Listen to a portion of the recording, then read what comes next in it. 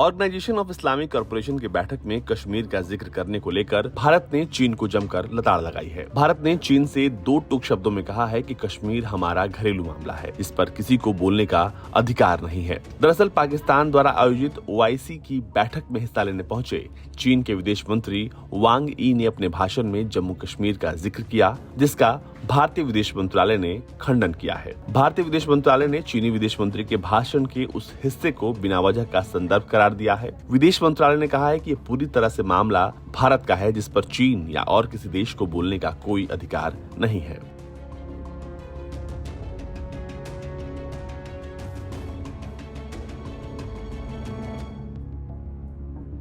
भारत सरकार ने चीनी विदेश मंत्री के बयान की निंदा ऐसे समय पर की है जब चीन के विदेश मंत्री अगले 2 दिनों में भारत आ सकते हैं। विदेश मंत्रालय के प्रवक्ता अरिंदम बागची ने कहा, चीन के विदेश मंत्री वांग यी के भाषण के उस हिस्से को हम खारिज करते हैं जिसमें वो बिना किसी संदर्भ के भारत का जिक्र कर रहे हैं। केंद्र शासित प्रदेश जम्मू कश्मीर से जुड़ा कोई भी मसला भारत का अंदरूनी मामला है। चीन समेत दूसरे किसी भी देश के पास इस संदर्भ में बोलने का कोई नैतिक अधिकार नहीं है। दूसरे देशों को इस बात का ध्यान रखना चाहिए कि भारत अपने आंतरिक मामलों के बारे में दूसरों के सामने बोलने से बचता है।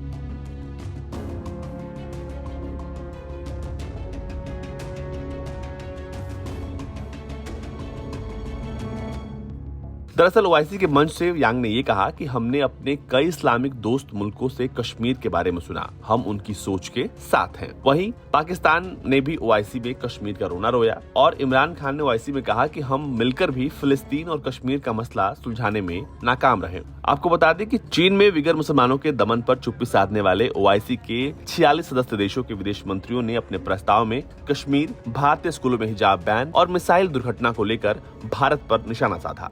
OIC में कश्मीर में आत्मनिर्णय के अधिकार को देने और भारतीय मुस्लिमों के साथ कथित भेदभाव को रोकने की बात उठी। यही नहीं, OIC में भारतीय मिसाइल दुर्घटना की पाकिस्तान के साथ मिलकर जांच करने की इमरान सरकार की मांग का समर्थन किया गया। यानी कुल मिलाकर देखें तो OIC में केंद्र जो था वो भारत था और वहां पर किसी भी वैश्विक या फिर मुस्लिम मुद्दे पर बातचीत नहीं हुई। बात सिर्फ भारत पर हो रही थी, जहर सिर्फ भारत के लिए उगला जा रहा था।